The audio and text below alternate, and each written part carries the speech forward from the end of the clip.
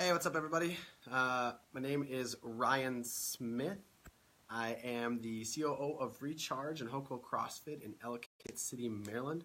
I'm also lead faculty for clinical management of the fitness athlete at ICE, or Institute of Clinical Excellence. And today I'm talking about on the PTI's Daily Show is long-term athletic development in youth athletes specifically. So I'm going to dive right into here for this one.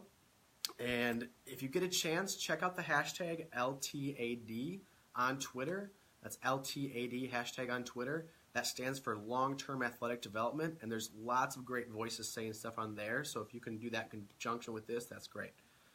So when we talk about long-term athletic development, as physios, I want us to start going away from the conversation of early sports specialization is going to be potential risk for further injury. We already know that, and yes, we should keep educating the public and athletes and our communities about that.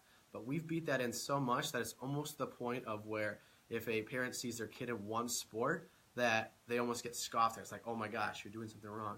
Well, we need to shift the conversation into how can we be actionable and stop chastising people for being sports specialists or for only focusing on one sport, and what can we do for our youth athletes in our community to promote the type of movement variability that we want. Right? So that's where the conversation needs to shift to, and that's going to be huge. So when we refer to long-term athletic development, we're looking at our physio role within the community and the sports teams and the youth athletes that surround our facilities.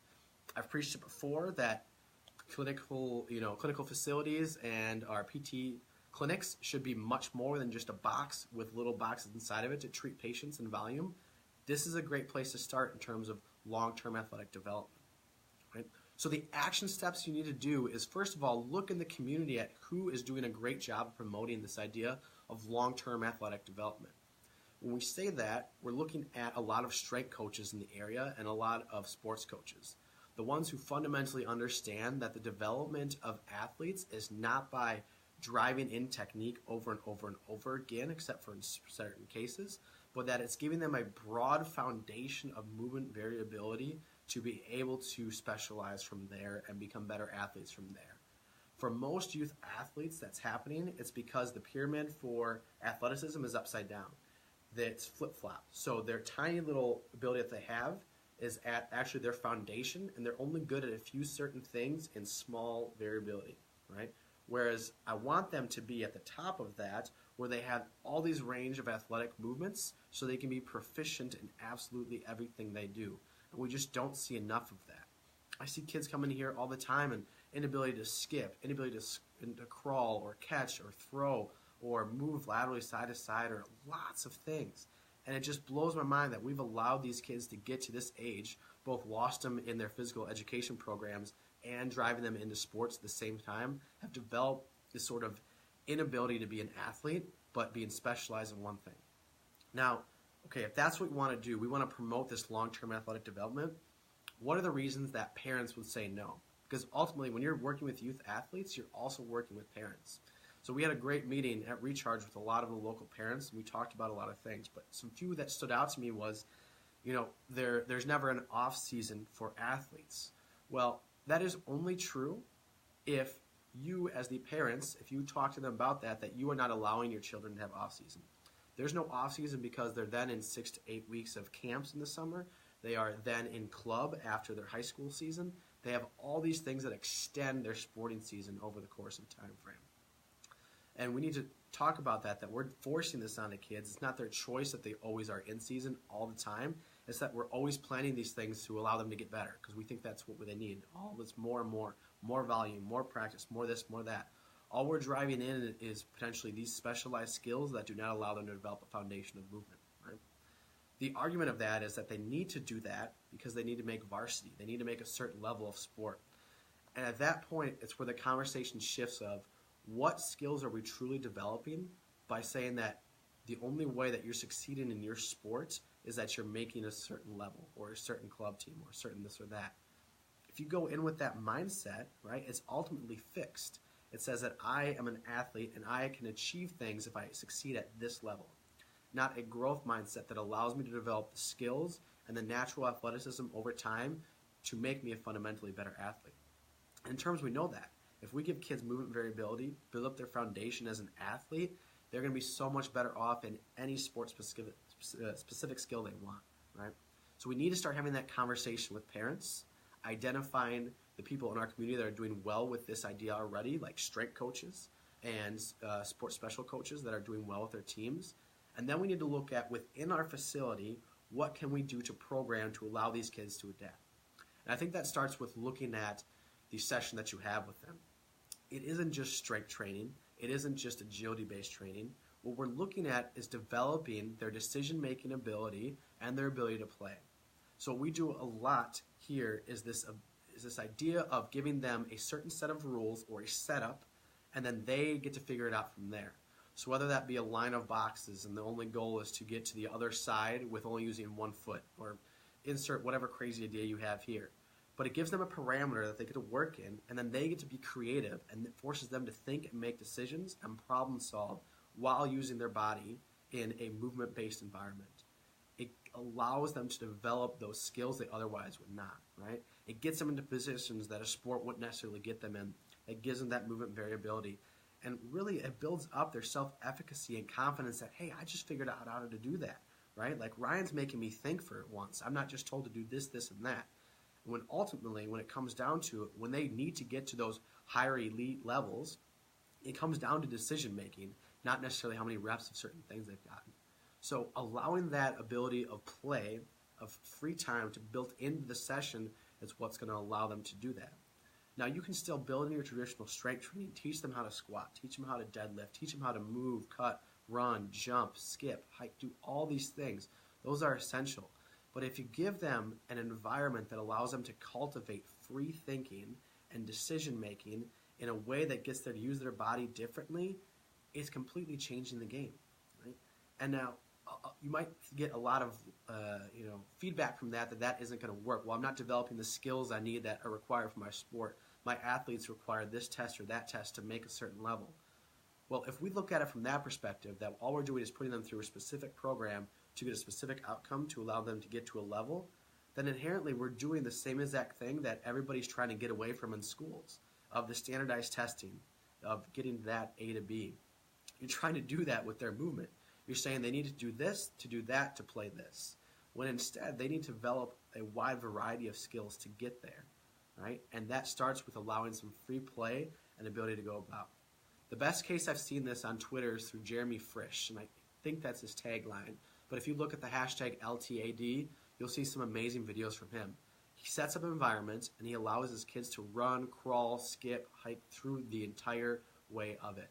It allows them to develop movements they otherwise wouldn't, and it allows them to create that. And you get to ask these kids, how do they feel when they move? Where do they feel it? What are they thinking?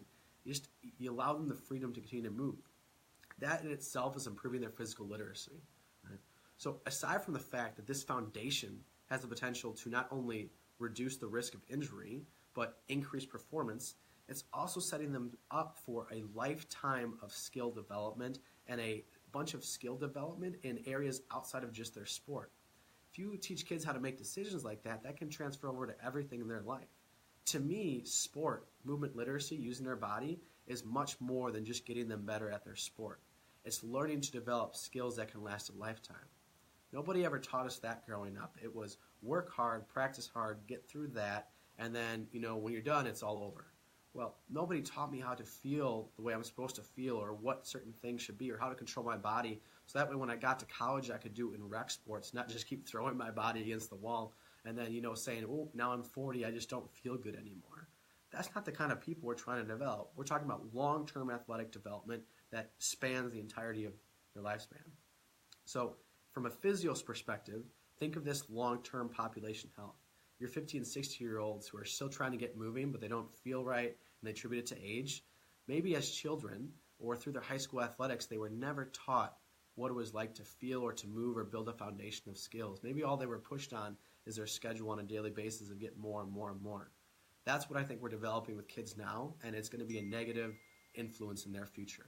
If we're just pushing more volume on them, more specialty skills, more of all of this, they're never going to get to the point where they have a skill set that allows them to adapt in a physical way, but also in the rest of their life. And that's what we're really doing here, is building confidence, building self-efficacy, building all of this. Because they're much more than just athletes. They're human beings in front of us, and we need to learn to do that. So as physios, we need to be on the forefront of this. We need to reach out to the community around us, to the strength coaches, to the local teams. We need to set up contracts with them. We need to say, hey, we have youth-specific training for long-term athletic development. And this isn't just a program they're going to go through to improve their back squat. This is a program that's going to be 3 to 4 years in length. We're going to develop kids from freshmen to seniors. We're going to develop middle schoolers into high schoolers. We're going to help those high schoolers who show the promising of elite level to get them to the next step in college. Your clinic and your facility can be that ability to be that long-term athletic development for your community around you. And if you aren't thinking that way, you're wasting that 4,000 or 5,000 square feet building that you have to do that with youth athletes in your local community. It's a waste of space and it's a waste of time if you're not thinking of long-term athletic development for those kids. Not to mention, you start doing that, you get their parents involved, you get the whole family involved. It's very rewarding on multiple fronts to do that. And ultimately, when injuries do occur, because they always do in whatever sport they are, we are physios and we can deal with that from a pathology perspective, from a rehabilitation perspective, and it allows us to be a unique part of the team with the strength coach, with the other coaches in the sports of these kids' lives, to give them the ability to manage injury, to not get down on themselves, to build their confidence through that, how to feel their body, how to work through injury, how to work through pain, and that's a skill set that they can develop for the rest of their life. If we can instill that into all youth athletes now, think about the repercussions down the road of all these self-efficacious and confident people knowing how to handle pain and handle their bodies as they get older. Right now, we're saying there's a pain management issue, right? Well, that's because we never taught them at a young age how to deal with pain, how to deal with injury, and how to move their body in a physically literate way that allows them to feel good on a daily basis. If we can do that from the get-go, we're going to completely transform society in the way that we're doing it by being the movement experts that we should be. All right? So again, thanks for listening. I'm going to shout out a few courses that ICE has coming up. December 16th and 17th, we have Jeff here at my place at Recharge in Maryland. It's going to be a blast. I'm jacked. I know we already have a ton of people coming. There's a few spots left, but cervical spine and Jeff Moore go together like peanut butter and jelly.